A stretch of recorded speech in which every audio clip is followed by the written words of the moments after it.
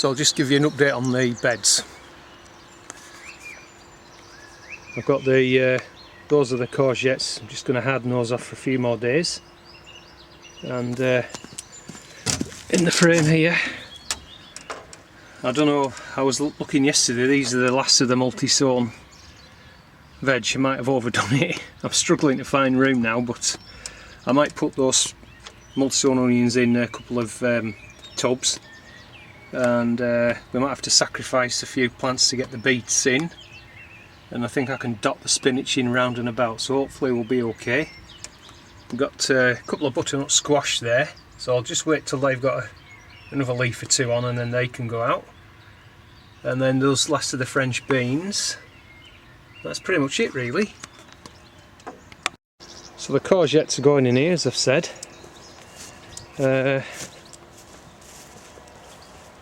Squeezed in a few more multi-sown onions there. That rain's really helped. Really helped. So now we've got the last of the outdoor tomatoes. These are Arctic Plenty. And so we're going to just need to finish off that row of French beans, and then the two butternut squash. They're only small ones like patio squash, they'll go in there. This bed here, I might have to take sacrifice a couple of rows of spinach to get some of the beet, multi-sown beets in.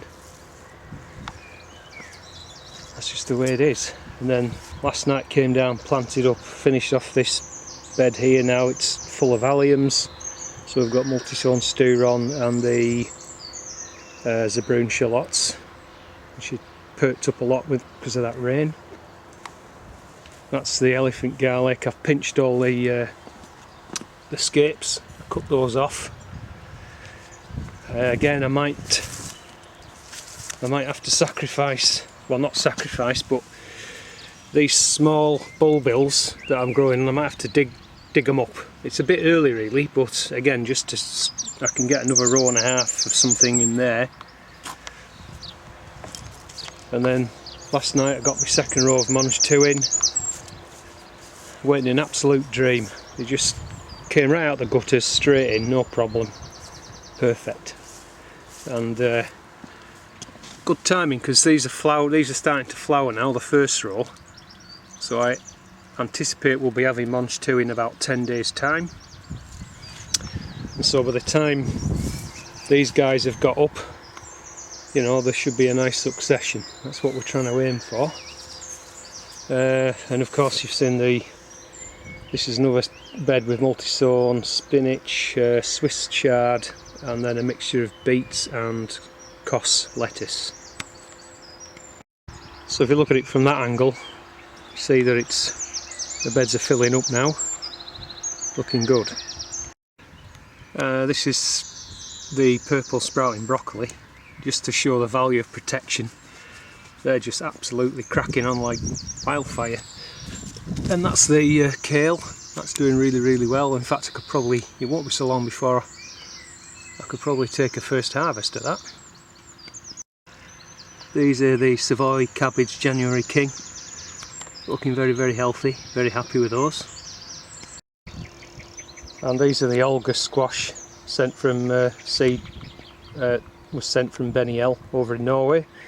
So I've got one sort of over there, but then I put 3 in this along where these espaliers are. One there, one down there. Hello.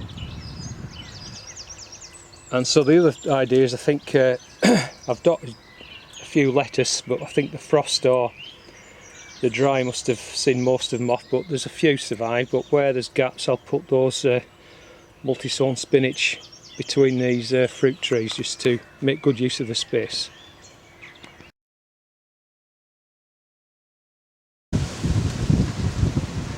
Hey folks, just thought I'd show this quickly. There's an Atlantic storm making its way past the northwest coast of Scotland, but it's close enough to causing a bit of havoc here. 45-mile-an-hour winds all day and all day tomorrow. And I don't know if you can make this out, but there's fruitlets off this plum tree all over. Can you see them all? So it looks like the June drop has started early. Yeah, it's crazy. We could have done without that anyway. Hopefully there'll still be plenty left on. See that? Anyway, catch you later. It's bonkers. So it's the 24th of May and back to pest damage again. And the beet leaf miner, this is actually a leaf off Swiss chard, same family I think. But yeah, I've been around and cut off all the affected leaves that I can find anyhow, and they'll be going in the incinerator. And then hopefully tomorrow when the wind dies down I'll come back with another shot of neem oil and spray them again. That's really all we can do.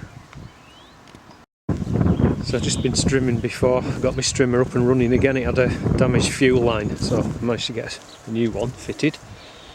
But then this row peas I planted out a few days ago, and I forgot, well, I just didn't think about the wood pigeons, and they went right up the entire row. I don't know if you can see that there, they just pecked all the tops out. But they'll be okay. It's a bit like when you pinch a sweet pea. I don't know if you can see that, there's new, it's like side shoots, new growth coming. So they'll be okay, but again, just a bit frustrating really. But hopefully these old fire guards will give them some protection until they get higher up. See this row here now flowering, they don't seem to like those. So we've had two days of 45-mile-an-hour winds. It's just starting to calm down now, and you know, I mean, these tomatoes look absolutely starved, but I'm hoping that they'll come back.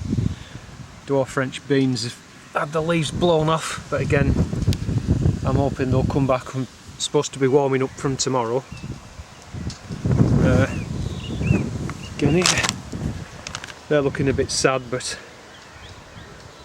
hopefully they'll recover. And this is one of the carrot frames, and here's where I sowed some more seed. That's Autumn King 2, and they're just coming through now. There's one in there somewhere. There you go. So I don't know what happened there, look. A whole bunch of them there. But anyway, they're going to get thinned down. Probably do that tomorrow. These ones here, I mean, thinned down to one. But we've had a bit of rain now, overnight spells of rain, and it's really done a lot of good. You can really tell the way these onions have just lifted, you know, they've put on some rapid growth, where they were struggling before after 9 to 10 weeks of drought. So I've got some more ripe strawberries, one or two dotted around, and there's a runner there I can pot up. Probably plant another cucumber out today. And then I think the soapy water for the aphids has worked. I had a quick look and they seem to be dead. So the other thing I've noticed, so there's a bit of yellow, so I think they're probably short of magnesium. So another job I need to do is give them a spray with some Epsom salts, and hopefully that should take care of that. And in my larger greenhouse, these are the big monster tomatoes, apart from I lost one, so that's a cherry in substitute. But I've got all the strings in now and they're not looking so bad. Seem to be growing away quite nicely. So I've got to put the other cucumber in there, but they're looking okay in the halo rings. And then I've got this side's all cherries, so they're all in and got the strings in. So far so good. Yeah, so just had a quick walk over the micro orchard, picked another bag full of the pear fruit, infected pear fruitlets off.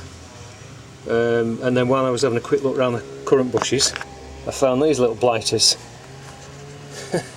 Pretty sure they're capsid bugs. So if you're squeamish, look away now.